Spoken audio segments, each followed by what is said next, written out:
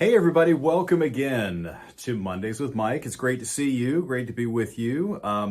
Today, I got so many things I wanted to talk about today because there's so many crazy things that are happening out there, including Tropical Storm Alex, the first storm of the 2022 Atlantic hurricane season. So we're going to talk about that coming up and what happened in Florida. It was an unusual set of circumstances. Heat, big time heat headed our way. Sorry, I have notifications coming up on the screen that are bothering me. Big time heat coming up for us for the next several days. Hottest temperatures in a long time, so we'll talk about that. And I wanted to start out with something a little bit, on the fun side. So this morning, every day we run at 6:30 and 8:30, we have a forecast that's called the Pawcast. And it is, it's just a fun thing, to do. Look, I love dogs. Who doesn't love dogs? Everybody loves dogs. So I do about 90% dogs. And I even sometimes I'll dedicate a week to it. Like I had Pug Week one week. But I mostly do dogs. I also do cats because I love cats. John Dawson, who sits right there, hates cats, but it's his loss, right? So it's mostly dogs and cats. I have shown one pet squirrel that somebody had, and I might have shown a guinea pig, but or maybe a goat or a sheep one time. But anyway, it's mostly dogs. But today was different because I featured Merlin the spider. Merlin lives in Katy. Well, he doesn't just live in Katy. Somebody bought him and moved him to Katy. But Kimberly sent me a picture of Merlin the spider for the Pawcast, and I figure he doesn't have paws. He's got little legs, but I always like learning things, right? So, okay, what's the deal with the jumping spider? Well, there are whole websites that are devoted to it, and these things are called FIDs because they're called Phidippus regius. Phidippus regius is the genus and species of these things, and they kind of became a bit of like an internet meme because they're so cute. And I think people would caption, different things on, but they're so cute. They have these big eyes, and they're beautiful. The thing is, they're that big. They're about the females are like 3/8 of an inch, and the males are like 1/2 inch. I mean, they're very small creatures. And so you can't really play with them. I have seen some pictures online of people, they'll hold them, but you just have to be very careful. I mean, it's a jumping spider. Goodbye spider, and then, oh my gosh. I don't know how much they cost either. They live a couple of years. I guess in the wild, they live between 6 months and 2 years. In captivity, they could live up to 3 years. They eat flies.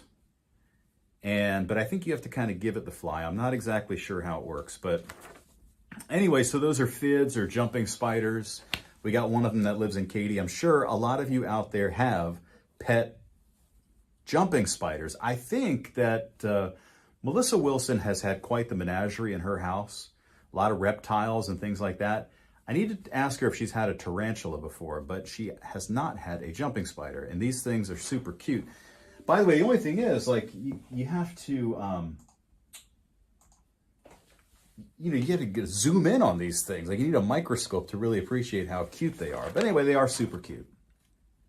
So that was one thing that I enjoyed this morning, was sharing Merlin the spider on our Pawcast, even though I doubt if he's going to go outside. Plus, it's going to be windy, and you don't want the thing to fly away. So that would be really bad. All right, well, let's talk about what happened over the weekend. So in Florida, we had, at the end of last week, we had what is called a potential tropical cyclone. Now, it used to be, up until a few years ago, that you would have a tropical depression form. And until you had that tropical depression form, the National Hurricane Center didn't issue guidance on it. They didn't issue a cone of uncertainty. They didn't issue an intensity forecast and things like that. Now, we could, of course, show computer models and things like that, but we didn't have anything official, coming from the National Weather Service. Well, a few years ago, they solved that problem by coming up with this concept called potential tropical cyclone, which just means that it's imminent. It's about to become a tropical cyclone. They expect it to become one later that day. And so they're going to go ahead and issue a cone of uncertainty and so forth. In this case, the thing was a potential tropical cyclone for like a day and a half. It never developed into a tropical storm until after it hit Florida. So the whole time, unless they go back, sometimes they can go back and adjust if they look at the data and they find, okay, maybe it was a tropical storm when it hit. They can go back and adjust that. But, and I say they, the National Hurricane Center. But this was a whopper. It really was for Florida. It was not a big windstorm at all, but it dropped a ton of rain. I looked at some of the rainfall totals, and let's see, Miami. Okay, on Friday they got 3.4 inches of rain. On Saturday they got 5.2 inches of rain for a grand total of about 8.5 inches.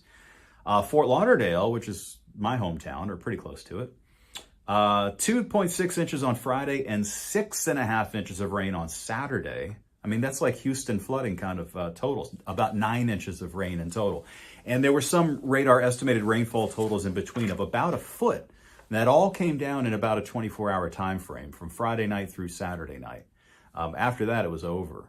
So, you know, it was pretty rough. I mean, there were a lot of people, and, you know, I think a lot of people were completely caught off guard by it, not because they didn't know that the storm was hitting, but maybe because they weren't paying attention to the news, or they didn't know, you know, how bad the rain was going to be, because I saw some video online of people like dressed, like, I mean, dressed up, like these silver sequin kind of dresses and stuff, and the guys all dressed tight and, you know, going out to the nightclubs and whatever in Miami and stuff, and then now they're crawling through the sunroof of the car because the car is flooding. So it really was wild. It really was pretty crazy. So it eventually did become a tropical storm. In fact, Tropical Storm Alex, the winds got all the way up to 70 miles per hour at one point.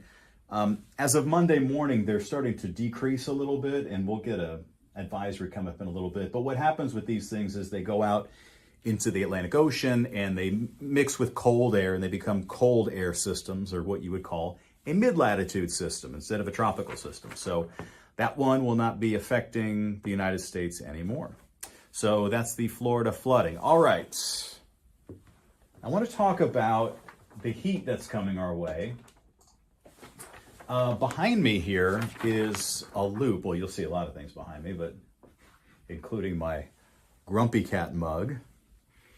But this loop is the GFS model that's showing us what is called, if you want to really sound like a nerd at parties, this is showing us what are called 500 millibar anomalies.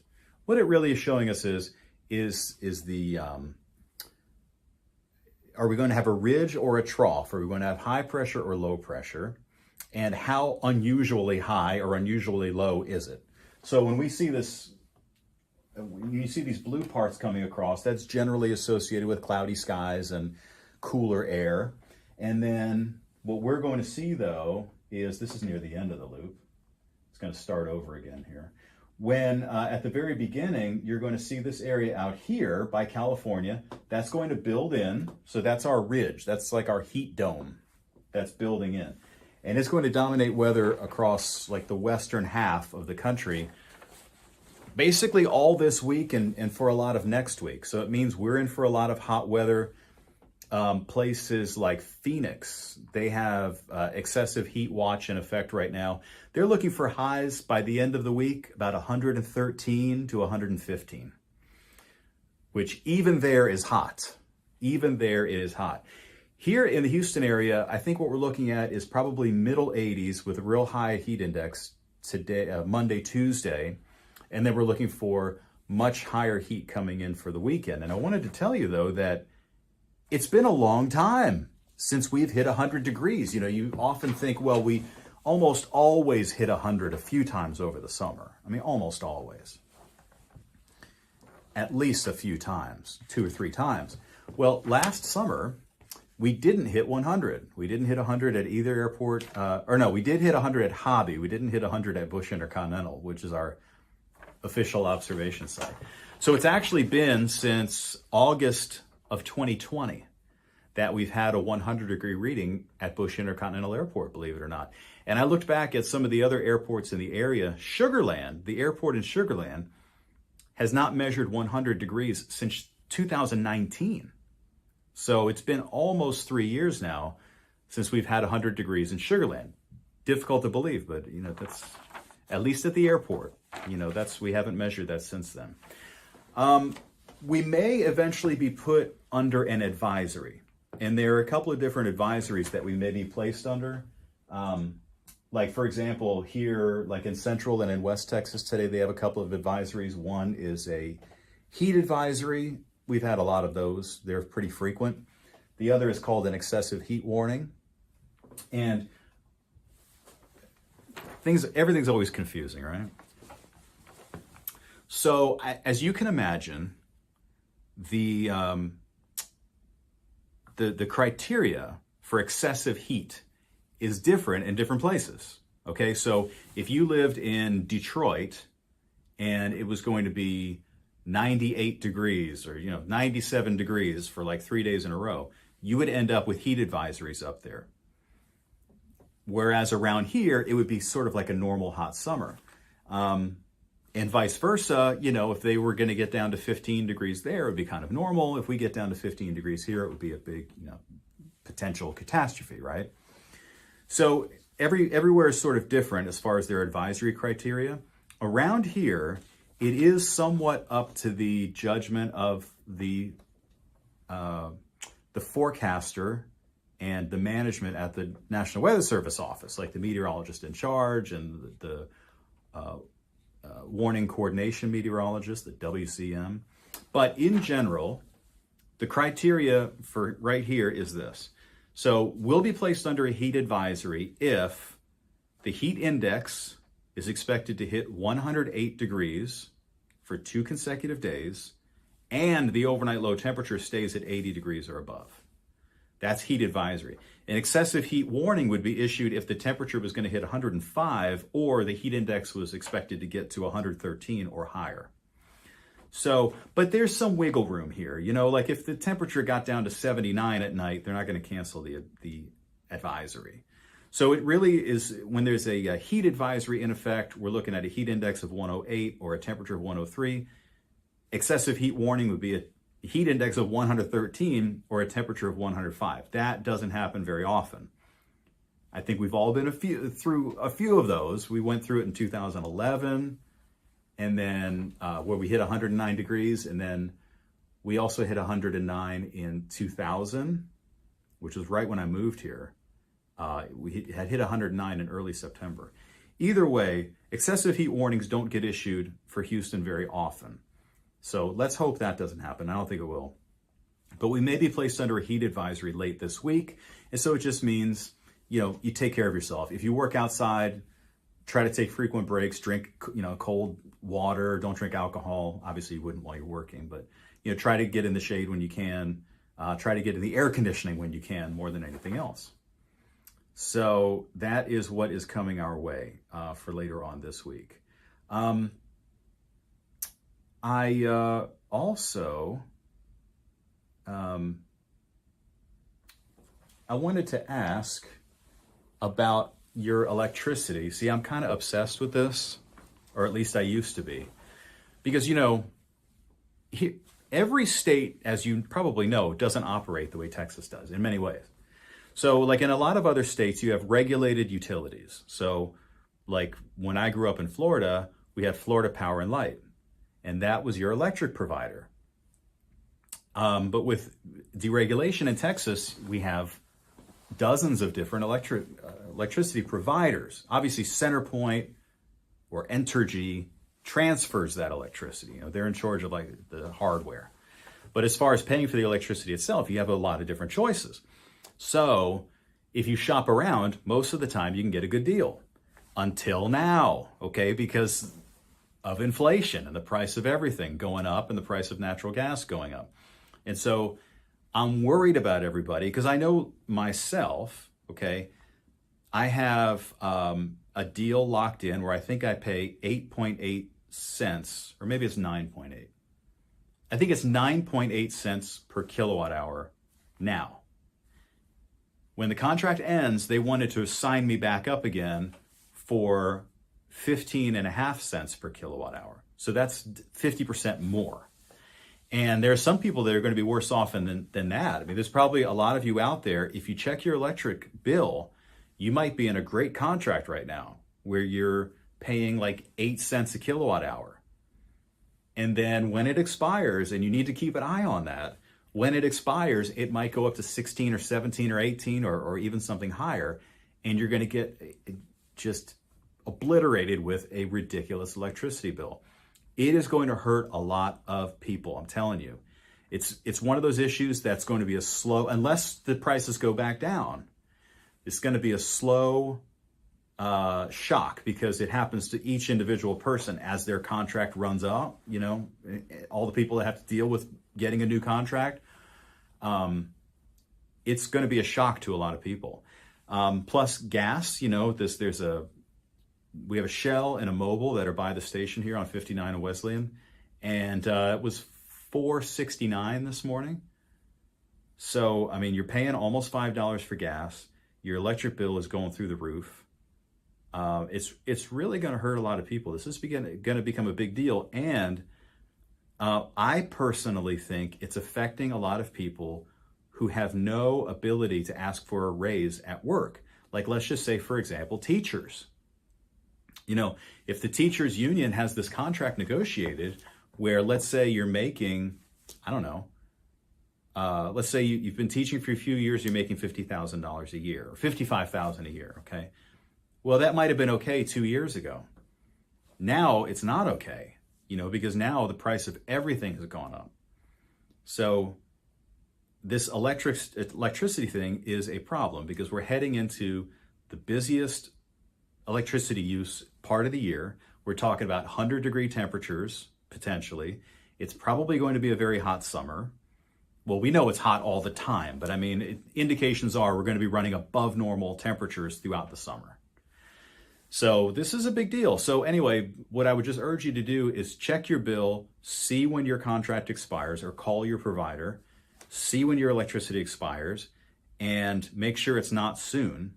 And the other thing is we did have a guest this morning from Energy Ogre, and what he said was, and this does make sense, don't lock yourself into a super long-term contract because the odds are the price is going to come down at some point. And they would love to lock you in for 3 years at 15 cents, knowing that next year it might go back down to 10.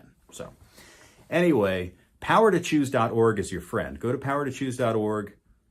Look at your electricity bill, see how much electricity you use, like 1,500 kilowatt hours or 2,000 kilowatt hours or maybe more, and use that to shop around for electricity. I'm telling you, it's one of those things that gets me. I just can't stand to see people get hurt by that. And, you know, especially like older people that maybe they're retired, they're on Social Security, you know, you're on this fixed income, and now all of a sudden your electric bill doubled. So anyway, it's an issue. It's an issue, especially with this high heat. So that'll do it. If you have a spider for a pet, let me know. Hit me up on Facebook. Comment down below if you're watching on YouTube. Also, please like and leave a nice comment. If you have a spider, let me know. I would like to see the spider and maybe your spider. Or if you have any other unusual pet, that's not a dog or a cat, send it to me. God, the best way to do it is to post it on Facebook, I suppose. Or you can send it to my email. It's just my name, mike.iskovitz@fox.com. mike.iskovitz@fox.com. And send me a picture of your spider. Okay, don't send me a picture of anything. Let's make that clear. Talking about pets. Stop it. Okay. See you next week, everybody. Bye.